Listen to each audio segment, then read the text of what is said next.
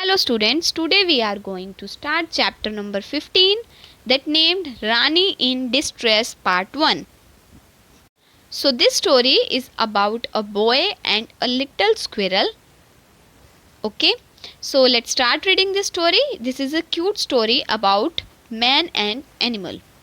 You have read about the friendship between man and dogs or between man and horses, but here is a touching story of friendship between a small boy and a baby squirrel.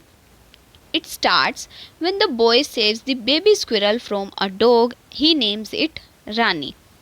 One day, I was visiting my aunt's house out in the garden. I saw a dog chasing a little squirrel. I ran and caught the squirrel before the dog could touch it. So the boy is saying that one day I was visiting, मैंने अपनी aunt के घर visit किया, तो he saw a dog chasing a little squirrel. Here a dog was chasing the little squirrel. Little square का पीछा कर रहा था. मैं भागा और उस लिटिल स्क्वेयर को बचा लिया before the dog could touch it. It was a tiny baby squirrel. It was trembling all over out of fear. I liked the baby squirrel and took it home. वो एक tiny squirrel थी और वो डर की वजह से shake कर रही थी, तो मैं उस बेबी स्क्विरल को अपने घर पर ले आया. Grandmother did not like to have a squirrel in the house. She wanted to let it go. It is too young and sick and it will die soon, grandmother said. Grandmother को पसंद नहीं था कि घर पर baby squirrel को रखा जाए, तो उन्होंने कहा कि तुम इसे छोड़ाओ, because it is too young, ये बहुत छोटी और सिक है, and it will die soon. Yes it is young and sick, I replied. It needs care. I shall keep the squirrel and look after it. तो child says, yes grandmother, it is young and sick, but it needs care. मैं ये छोटी और बीमार है, तो उसे care की नीड है. So I shall keep the squirrel and look after it. मैं इसे अपने पास रखूँगा और इसका ध्यान रखूँगा. Why do you want to keep the squirrel? It was grandfather's voice from behind. Grandfather की वॉइस आई पीछे से कि तुम इस स्क्विरल को क्यों रखना चाहते हो. Do you know that its father and mother are crying now because you have taken away their child. तुम्हें पता है इसके मदर और फादर रो रहे होंगे बिकॉज तुम उनके चाइल्ड को लेकर आ गए हो. But grandfather, I said this squirrel from a dog at aunt's house. I could not leave it there for the dog would have killed it. तो ग्रैंड फादर, मैंने इसे बचाया है. अगर मैं इसे आंट्स के हाउस में छोड़ देता तो डॉग इसे किल कर देता. Grandfather looked at the squirrel and went away without saying more. I knew he had allowed me to keep the squirrel. Now even grandmother could not object. I petted the little squirrel and named her Rani. तो grandfather ने squirrel की तरफ देखा और वहाँ से बिना कुछ कहे चले गए. सो मुझे पता चल गया कि ग्रैंडफादर ने मुझे परमिशन दे दी है कि मैं स्क्विरल को अपने पास रख सकता हूँ.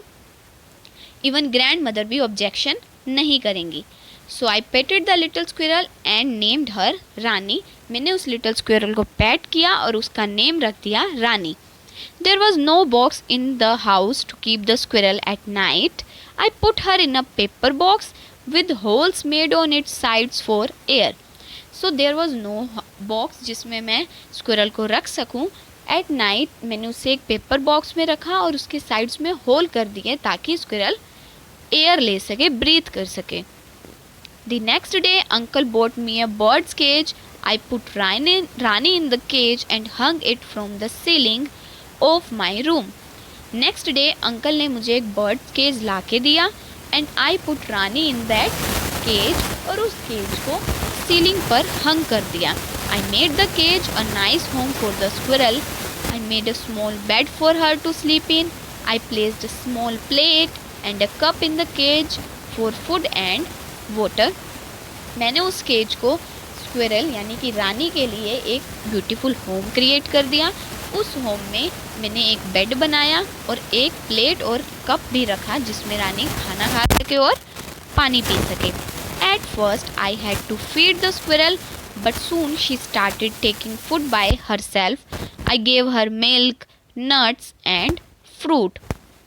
At first मैं रानी को खाना खिलाता था, but then वो खुद से खाना खाने लग गई और वो मैं उसे खाने के लिए मिल्क, नट्स और फ्रूट्स देता था.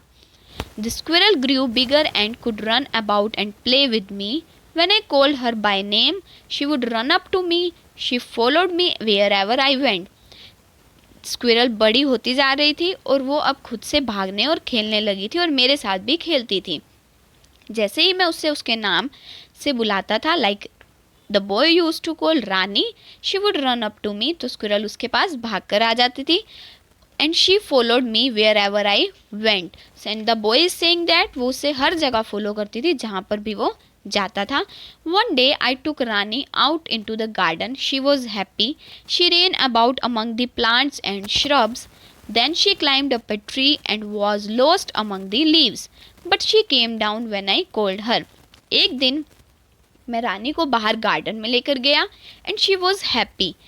वो प्लांट्स और श्रब्स में एंजॉय करने लगी और एक ट्री पर चली गई और लीव्स में हाइड हो गई, लॉस्ट हो गई. But then when I called her by her name, she came to me. As Rani grew older, I allowed her to move about as she liked.